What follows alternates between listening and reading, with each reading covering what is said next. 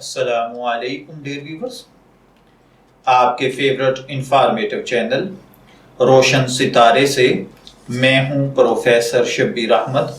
ہمارا آج کا ٹاپک ہے ڈاکٹر عبدالقدیر خان، محسن پاکستان۔ ڈاکٹر عبدالقدیر خان 1 اپریل 1936 کو پیدا ہوئے اور 10 اکتوبر 2021 کو وفات پائی۔ ڈاکٹر عبدالقدیر خان محسن پاکستان، پاکستانی سائنسدان اور پاکستانی ایٹم بم کے خالق تھے۔ ہندوستان کے شہر بھوپال میں ایک اردو بولنے والے غوری پٹھان گھرانے میں 1 اپریل 1936 کو پیدا ہوئے۔ عبدالقدیر خان 15 برس یورپ میں رہنے کے دوران مغربی برلن کی ٹیکنیکل یونیورسٹی، ہالینڈ کی یونیورسٹی آف ڈیلفٹ اور بیلجیم کی یونیورسٹی آف لیون میں پڑھنے کے بعد 1976 میں واپس پاکستان لوٹ آئے۔ عبدالقدیر خان نے ہالینڈ سے ماسٹرز آف سائنس جبکہ بیلجیم سے ڈاکٹریٹ آف انجینئر کی اسناد حاصل کی۔ اگر بات کی جائے ڈاکٹر عبدالقدیر خان کی عملی زندگی کی تو تعلیم حاصل کرنے کے بعد 31 مئی 1976 میں ذوالفقار علی بھٹو کی دعوت پر انجینئرنگ ریسرچ لیبارٹریز کے لیے پاکستانی ایٹمی پروگرام میں حصہ لیا۔ بعد ازاں اس ادارے کا نام صدر پاکستان جنرل محمد ضیاء الحق نے 1 مئی 1981 کو تبدیل کر کے doctor A.Q. Khan research laboratories رکھ دیا۔ یہ ادارہ پاکستان میں یورینیم کی افزودگی میں نمایاں مقام رکھتا ہے۔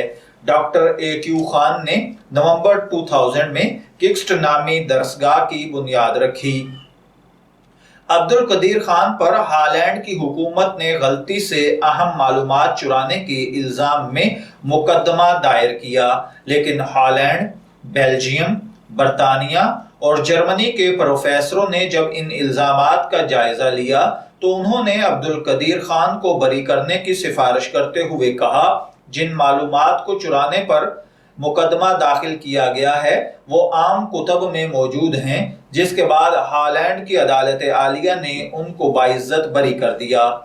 عبدالقدیر خان وہ مایہ ناز سائنسدان ہیں جنہوں نے صرف 8 سال کی انتہائی قلیل مدت میں انتھک محنت اور لگن کے ساتھ ایٹمی پلانٹ نصب کر کے دنیا کے نامور نوبل انعام یافتہ سائنسدانوں کو ورطۂ حیرت میں ڈال دیا۔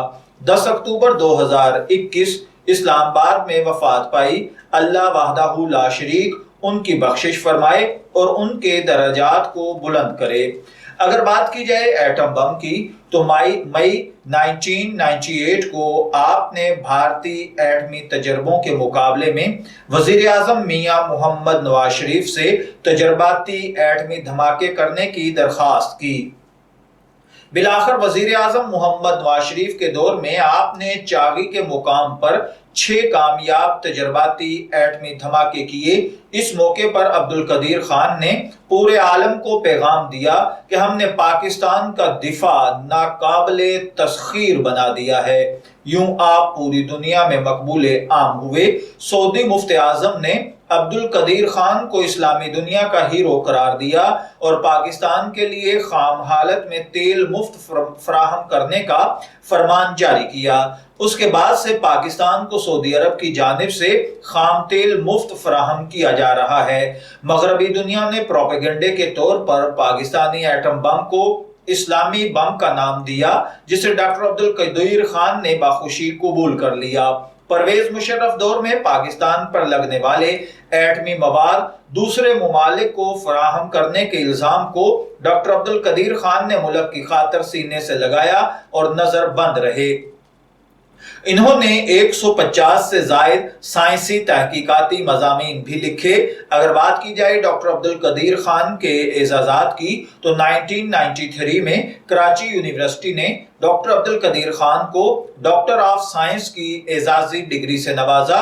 14 اگست 1996 میں صدر پاکستان فاروق لغاری نے ان کو پاکستان کا سب سے بڑا سول اعزاز निशान इम्तियाज दिया, जबकि 1999 में हलाल इम्तियाज का तमगा भी उनको अता किया गया। डॉक्टर अब्दुल कदीर खान ने सिचिट नाम से एक फलाही इदारा बनाया जो तालीमी और दीगर फलाही कामों में सरगर्म अमल है।